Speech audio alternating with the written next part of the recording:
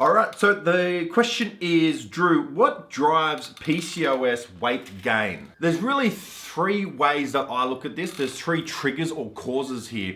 And the first cause is, well, you got to realize that weight gain and weight issues aren't issues that are only specific to PCOS. If you look at the stats, around 60 to 70% of all people are overweight now. So it's not just women with PCOS who are dealing with weight issues.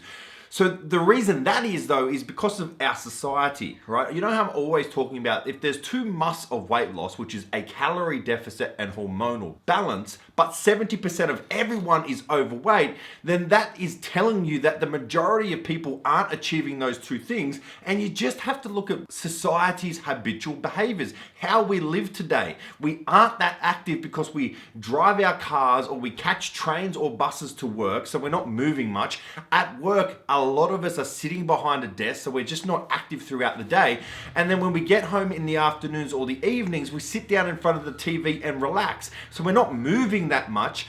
Couple that with our diets now are highly processed, which means they are very nutrient deficient. There's not that many nutrients in our foods, and they're very calorie dense because these companies know if you load foods up with sugar and fat, they taste amazing. So when you combine that we're not moving that much, our diets are shit, they're very calorie dense and nutrient deficient, plus on top of that, we're stressed out of our minds and we don't get quality sleep. So all of those things combined put us in a calorie surplus and throw our hormones out of whack. So when you do that for 1, 5, 10, 15, 20 years, that's why most people are overweight. So the first thing that's driving weight gain isn't PCOS specific, it's just our Western society now puts us at odds of what we need to do to maintain a healthy lifestyle. And all those things I've just mentioned too, they make PCOS worse. If you're looking for a perfect storm of weight gain and worsening PCOS symptoms,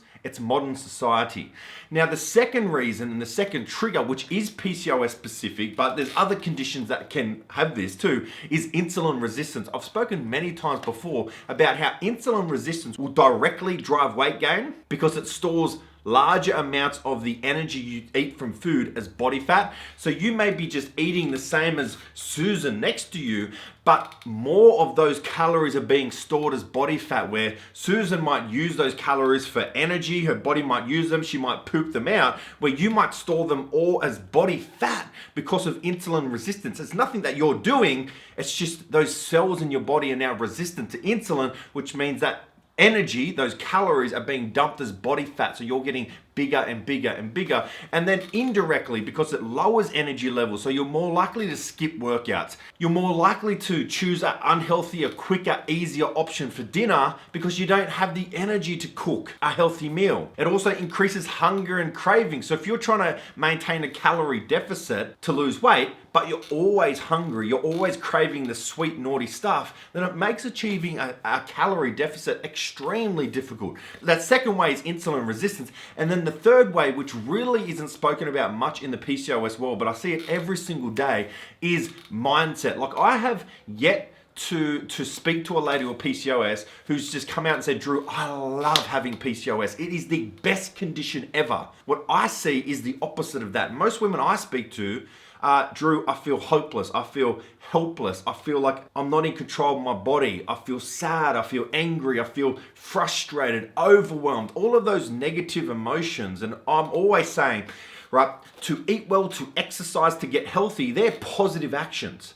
To consistently take those positive actions, you need to be consistently in a positive mood. But if you have a condition like PCOS that is affecting your mental well-being in a negative way, then it's going to be far harder to consistently take positive actions. You might have a good day or a good week, but then those negative thoughts creep back in, that negative mood creeps back in. So you constantly give up, lose motivation, lose focus, just stop putting in the effort, and then you start hating on yourself even more, don't you? Like, if you're always stopping and starting, you just constantly like, oh, I'm just not that type of person. I'm not a motivated type of person. So the third way is, from what I've seen working with my clients and just speaking with thousands of women with PCOS, is PCOS will create a negative mindset. As I mentioned, I've never had a woman come to me saying, I love PCOS. It makes me so excited to get up into the morning. What I see, for the most part, is the opposite of that. So if you are wondering what causes and what's driving PCOS weight gain, number one, it's just society's habitual behaviors now. Number two, insulin resistance. And number three, the mindset and the consistent mood that having PCOS often puts you in.